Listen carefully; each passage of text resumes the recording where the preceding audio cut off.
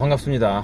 여기 지금 월요일이고 퇴근 중인데 뭐 차도 막히고 장난 없네요. 이게 제가 항상 출근을 하면은 출근이 좀 빨라서 그런가? 제가 집에서 보통 6시 반 이렇게 나오거든요. 그러면은 직장까지 한 15km 되는데 그때는 한 30분 안에 가요. 근데 이게 퇴근길은 항상 좀 시간이 걸리더라고요. 그래서 사실 이게 또 오늘 월요일이다 보니까 제가 좀 그런 게 있어요. 이게 좀 월요병이 좀 남들보다 심한 편이에요. 그러니까 이제 그냥 가기 싫다 이 정도가 아니라 막 긴장도도 있고 막 이래서 밤을 거의 셉니다. 잠을 거의 못 자요. 저 이번에도 한 2시간 조금 못 자고 나온 것 같아요. 그래서 이제 좀 졸음운전이 걱정이 되기도 하고, 그래서 일단은 녹화를 켜고 봤습니다. 근데 이제 무슨 얘기를 할까 하다가 이 얘기를 안 할 수가 없는 것 같아요. 지금 뭐 화면 보고 계신 것처럼 사실 요 몇 달 들어서 이제 너무 많은 선생님들이 돌아가셨잖아요. 이게 저도 직업인지라 이게 이제 남일 같지가 않아요. 남일 같지가 않고 약간 그런 생각은 들어요. 이게 저는 중학교에서 근무하고 있는데 중학교보다는 좀 더 초등학교 선생님들한테 조금 더 현실적인 문제가 아닌가, 그런 생각이 들기는 들어요. 들긴 드는데, 그래도 사실은 그분들이 느끼셨을 어떤 고통의 종류가 뭔지, 그 감정이 어떤 건지를 제가 아주 모르진 않을 거 아니에요. 저희도 그런 고통을 겪는단 말이에요. 물론 정도나 어떤 빈도의 차이는 있겠지만 저희들도 힘들 때가 많아요. 그래서 이제 남일 같지가 않아서, 그래서 저도 이제 뭐 매번은 아니지만 집회도 한번 다녀오고, 또 이제 그 처음에 서희초 선생님 돌아가셨을 때도 이렇게 추모 장소도 다녀오고, 이번에 49제 때도 추모 장소도, 뭐 물론 이제 저는 병가를 내고 그러지는 않았는데 퇴근하고 추모 장소도 다녀오고 그렇게 했거든요. 근데 이제 뭐 그런 데를 가건 안 가건 이런 기사들을 마주할 때마다 조금 이제 이런저런 생각들을 하게 돼요. 안 할 수는 없잖아요. 생각이 드는데, 그죠? 근데 이제 무슨 생각이 드냐면 뭐 사실 여러 가지 생각이 들지만, 우리가 사실 사안들을 지켜볼수록 그 명을 달리하신 분들의 여러 가지 사연들이나 이런 것들, 또 명을 달리하시지 않았더라도 지금 힘들어하시는 분들의 이런저런 이야기를 들어보면은 결국 궁극적으로 문제의 핵심은 사실은 학부모님들이잖아요. 물론 이제 나머지도 힘든 게 많아요. 이제 교육부 장관의 어떤 저런 반응들, 징계를 하겠다는 등, 뭐 그죠? 뭐 무슨 병가를 쓰면 징계를 하겠다는 등, 뭐 물론 다 처리했지만 그런 얘기를 한다는 것 자체가 사실은 선생님들한테는 상처예요. 상처일 수밖에 없는 게, 우리가 누구 믿고 일을 하는데, 그렇잖아요. 지가 우리를 지켜줘야지. 교육부 장관이라는 양반이 우리를 지켜줘야지. 그 전 국민들 보는 앞에 장관이라고 서갖고 선생님들 다 징계 매길 거다, 지금 선생님들 힘들어가지고 막 다 자살하고 막 이러는 판국에 선생님들 조금이라도 목소리 내면 징계 매기겠다, 약간 이렇게밖에 안 들린단 말이에요. 약간은 서운하기도 하죠. 근데 그게 문제의 핵심은 아니지. 이번 문제의 핵심은 아니죠. 그리고 학생들도 뭐 문제는 문제죠. 문제는 문제인데 사실 그런 건 있어요. 학생들은 뭐 문제가 사실 있게 되는 존재죠. 왜냐면 아직 미성숙한 존재잖아요.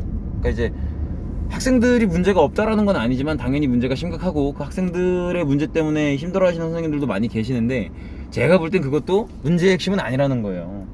문제의 핵심은 역시 학부모죠. 이게 더 학부모일 수밖에 없는 게, 학생들한테서 보이는 문제는요, 학부모님들이 선생님들을 믿어주면 선생님들이 좀 중간 과정에서 힘들지라도 해결해 볼 수 있어요. 같이 머리를 모아 볼 수 있다고요.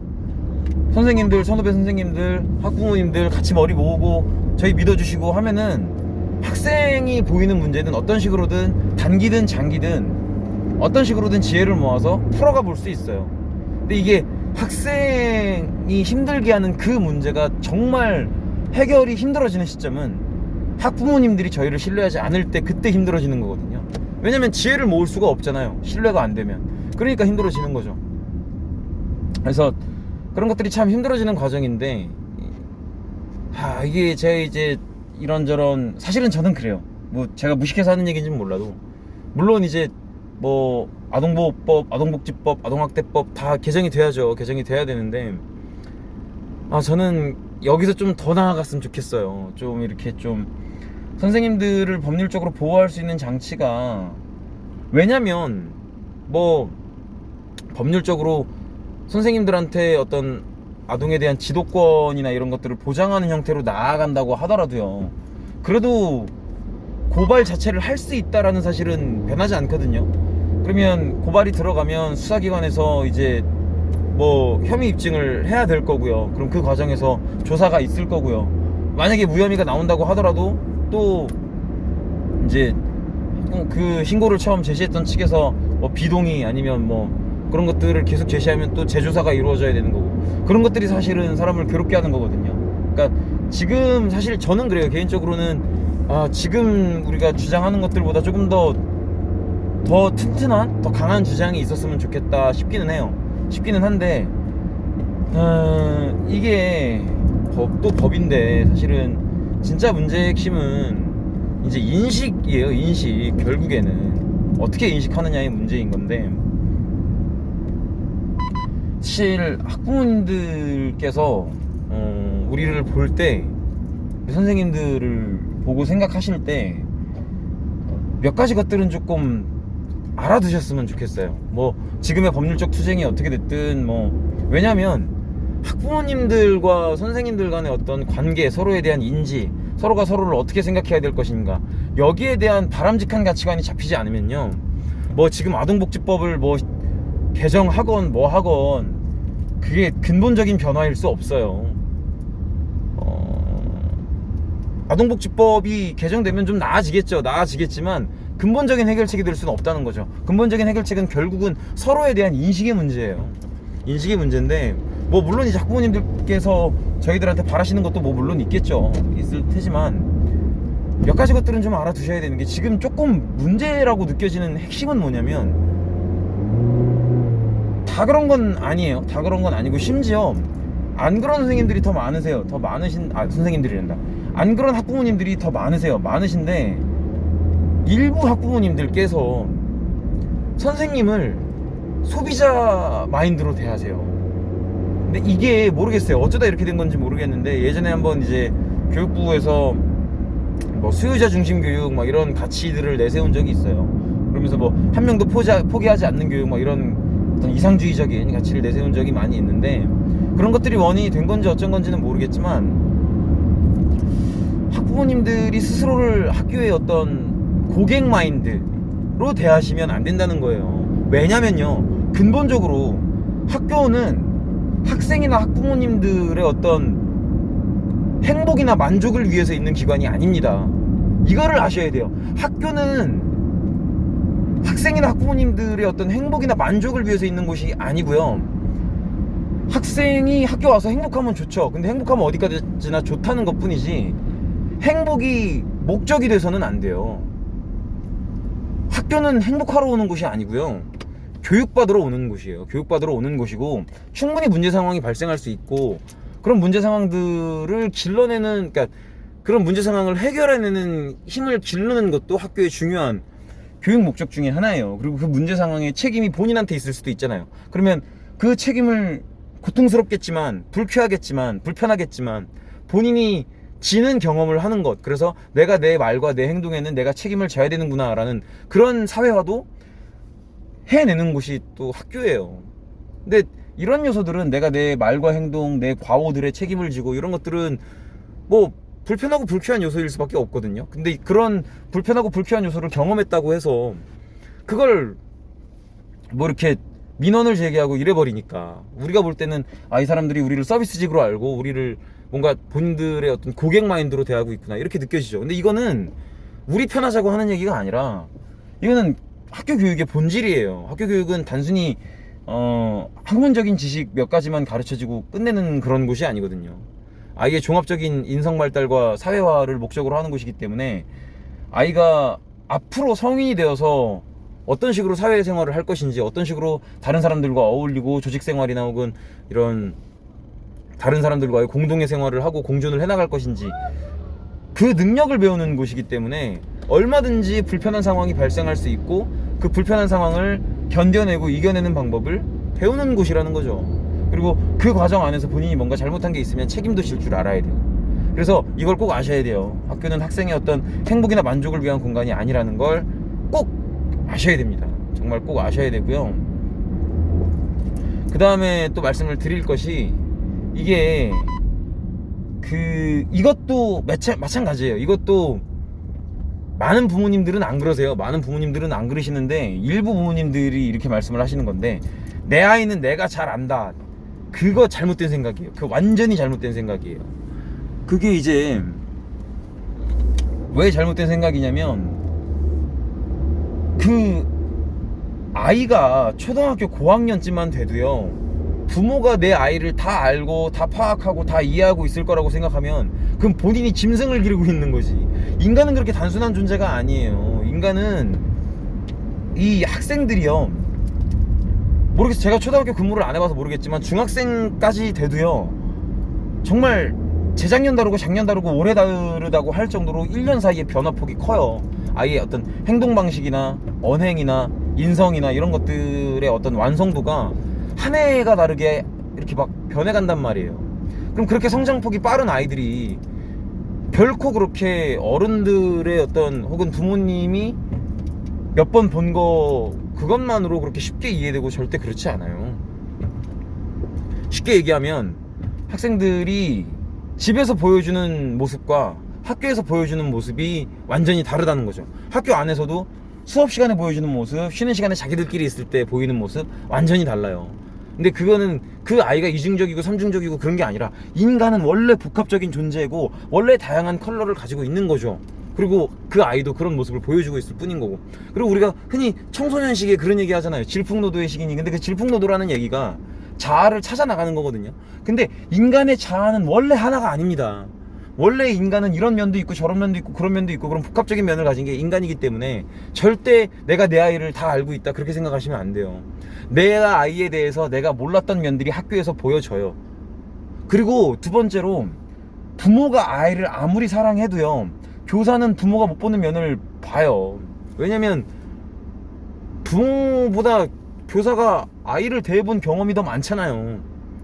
우리는 경력 1, 2년만 돼도 수백 명을 본다고요.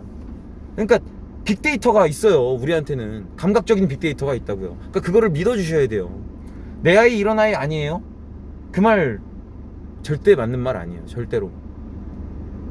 두 가지 측면에서 아까 말씀드린 것처럼 아이가 하나의 면만 가지고 있지도 않고, 그리고 또 선생님들이 보는 시각은 부모님들이랑 다를 수밖에 없어요. 왜냐면 수백 명의 아이들을 경험하니까요. 그리고 그 수백 명의 아이들이 보여주는 여러 가지 문제적인 모습들을 다 보니까. 그러니까 이런 면에 있어서의 어떤 전문성과 경험을 믿어주셔야 돼요. 그래서 선생님들께서 본인의 자녀에 대해서 본인이 모르고 있던, 혹은 그렇게 생각하지 않는데, 내가 볼 때 내 아이는 그런 아이가 아닌데 라고 생각하셔도 일단 믿고 보셔야 됩니다. 믿고. 그거를 좀 알아주셨으면 좋겠고, 그 다음에 이런 두 가지 것들을 좀 종합해 봤을 때 꼭 생각을 해 주셔야 되는 게, 선생님들이랑 승부하려고 하지 않으셨으면 좋겠어요. 우리가 이기고 지고의 문제가 아니고요, 학부모가 선생님이랑 승부 보면 선생님이 100% 져요. 질 수밖에 없지. 상대가 학부모라는 건 상대가 국민이라는 건데, 우리는 국민을 위해서 일하는 공무원이고 어떻게 이기겠어요. 그거를 이길 수가 애초에 없는 거기는 한데요, 학부모랑 교사는 아이를 키우기 위한 어떤 협력관계여야 돼요. 협력관계여야지, 우리가 이거를 막 이렇게 막 내가 맞짱 떠서 너를 이기겠다라는 식으로 대응하면, 그러면은 그렇게 승부를 봐버리면 지는 건 교사거든요. 그리고 교사가 피해를 보겠죠. 졌으니까. 근데 교사가 졌기 때문에 보는 피해는 이 피해의 흐름의 중간 과정밖에 안 돼요. 결국 그 피해의 끝은 학생한테 가게 돼 있어요. 교사가 피해를 보면 그 피해는 반드시 학생한테 가요. 왜냐면 일단 교육의 질이 떨어질 수밖에 없고요. 그리고 인원 교체가 단행될 수밖에 없어요. 선생님들이 힘들어지면, 뭐 단기적이든 중장기적이든 그 선생님이 패배해서 얻는 어떤 고통이나 아픔이 일정 임계선을 넘어가 버리면 직무 수행이 불가능해진단 말이에요. 그럼 사람을 갈아야겠죠. 그러면 아이는 교육 환경이 또 불안해지는 거예요. 사람이 바뀌었으니까. 그러니까 결과적으로 그 피해의 종착역은 그 교실 안에 있는 학생들일 수밖에 없어요. 그러니까, 그리고 학교 교육이라고 하는 게 사실은, 왜 우리가 이렇게 인터넷이 발달하고 온라인 강의가 발달하고 해도 끝끝내 학교를 보내고, 학교를 보내지 않는 코로나 기간에 우리가 확인했지 않습니까? 학교를 보내지 않는 게 아이한테 얼마나 안 좋은지. 그게 왜 그러냐면 학교에서는 페밀리즘이라는 게 형성이 돼요. 우리가 학생들 입장에서 정서적으로 가장 부모님 다음으로 가까운 성인은 선생님일 수밖에 없어요. 그러니까 학생들은 선생님을 준 가족처럼 여겨요. 그러니까 쉽게 생각해서 부모님 빼면 어지간한 친척보다 선생님이 더 친한 어른이에요. 그럴 수밖에 없고, 그리고 웬만한 형제보다 친구들이 더 가까운 존재라고요, 정서적으로. 이런 패밀리즘이 있기 때문에 학생들이 학교에 와서 여러 가지 교육적 효과를 보는 거고, 어떤 긍정적인 변화를 기대할 수 있고, 이런 거예요. 근데 학부모가 교사를 승부의 대상으로 알아버리면 이 패밀리즘은 근본적으로 균열이 갈 수밖에 없어요. 이거를 꼭 아셔야 돼요. 절대로 학부모님들께서 뭔가 선생님한테 불만이 있고 이러면 풀어가려고 하셔야지, 이거를 승부를 보겠다, 저 선생님을 내가 괴롭혀서 어떻게 해서든 심판을 하겠다, 이런 식으로 생각하시면 절대 안 돼요. 이거는 진짜 악밖에 아니고, 그러니까 이 악이라고 하는 게 학부모님이 악이라는 게 아니라 이 전반적인 상황을 악으로 끌고 갈 수밖에 없는 선택이에요. 교사를 승부의 대상으로 보는 건. 그러니까 절대 그러시면 안 돼요. 절대 그러시면 안 된다라는 말씀을 진짜 꼭 드리고 싶고, 참 여러 가지 가슴 아픈 것들이 너무 많은데 참 쉽지 않네요. 이런. 그리고 하나만 더 말씀을 드리고 싶은 게, 이제 학부모님들께서 알고 계신 여러 가지 우리 아이의 특성이 있고, 그 특성을 고려해서 이런저런 부탁들을 하시잖아요. 근데 물론 저희도 가급적이면 들어드리려고 노력을 많이 해요. 노력을 많이 하는데, 이제 그런 걸 이른바 민원이라고 하죠. 근데 그 학부모님들이 원하시는 민원을 학교가 무조건 의무적으로 다 들어줘야 되는 건 아니에요. 여러 가지 이유에 의해서, 즉 그 학급의 운영이나 학교 전체의 운영을 위해서일 수도 있고요. 그리고 어머님 생각과는 다르게 그런 어머님의 어떤 고려사항이나 부탁들이 그 아이 교육이 안 좋을 수도 있고요. 여러 가지 이유에 의해서 학교는 학부모님들의 어떤 요구사항을 100% 다 들어드릴 수가 없어요. 그러니까는 어머니께서 어떤 말씀을 하셨는데 학교에서 그거는 조금 어렵다라는 반응이 나오면 그거 이해해 주셔야 돼요. 물론 어디 무슨 맘카페에서 보셔가지고 무조건 윽박 지르고 막 소리 지르고 하면 다 들어주더라, 그런 식으로 생각하시면 절대 안 돼요. 그래서 민원을 필요하다면 당연히 제기하실 수 있으시겠지만, 이 민원을 학교가 무조건 들어줘야 되는, 그거는 사실 근데 영업집도 마찬가지잖아요. 영업집도 손님이 얘기한다고 무조건 다 들어줄 수 있는 건 아니잖아요. 들어줄 수 있는 것만 들어주는 거지. 그러니까는 그거를 꼭 생각을 하셔야 돼요. 내가 얘기한다 그래서 무조건 다 들어주는 것도 아니고, 내 얘기를 들어주지 않았다고 해서 학교가 잘못된 것도 아니란 말이에요. 그러니까 이런 것들이, 이런 모습들이 혹시 우리를 서비스직으로 보나? 이렇게 느끼게 만드는 거예요. 자기 민원 안 들어줬다고 계속 뭐 아동학대 고발하고 막 선생님 이겨먹으려고 그러고, 그런 반응들을 보이시니까 그러시면 안 된다는 거예요. 사실 답답한 게 많습니다. 지금 제가 4가지 이렇게 말씀을 드린 것 같아요. 그죠? 학교가 행복이나 만족을 위한 곳이 아니라는 거, 견뎌야 될 부분은 견뎌야 된다는 거, 그죠? 그 다음에 학부모님들이 학생에 대해서 다 아는 건 아니라는 거, 분명 학교에서 좀 다르게 보이는 것들이 있고 또 선생님들의 견해가 있다라는 거, 그죠?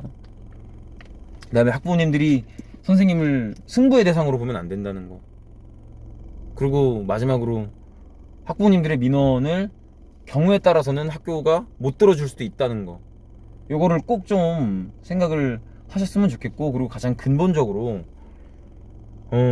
학생에 대한 선생님들의 사랑을 좀 믿어주셨으면 좋겠어요. 사실 그렇잖아요. 진짜 학교 선생님들만큼 큰 욕심 없이 움직이시는 분들도 없어요. 우리가 무슨 그렇게 큰 돈을 법니까? 그렇잖아요? 아닌 말로 공부 꽤나 했다고 하는 직업 중에서 가장 욕심 없이 움직이는 게 교사들이에요. 어디 뭐 무슨 뭘 받을 게 있어요? 우리가 뭐 무슨 권력을 누리는 게 있습니까? 돈을 버는 게 있습니까? 뭐가 있어요? 근데 그렇다고 해서 우리가 뭐 그렇게 급여 많지 않단 말이에요. 그렇다고 해서 우리가 뭐 급여 올려달라 이런 요구하면서 막 길로 나오고 막 시위하고 그런 적 있어요? 지금 이 선생님들 몇십만 명씩 나와서 시위하고 이런 것들은 정말 죽을 것 같으니까 하는 거 아니에요. 그렇다고 해서 우리가 뭐 그렇게 몇십만 명씩 나와가지고 돈 얘기하냐고요? 아니잖아요. 학생을 가르칠 수 있게 해달라 이 얘기하는 거 아닙니까? 그러니까는 조금 우리가 이렇게 이 더운 땡볕에 한여름부터 나와가지고 그 더운데 시꺼먼 옷 입고 나와서 이렇게 하는 건, 우리가 학생들을 충분히 사랑하고 있는데 우리의 사랑이 그 학생들에게 가 닿을 수 있도록 도와달라고 얘기하고 있는 거예요.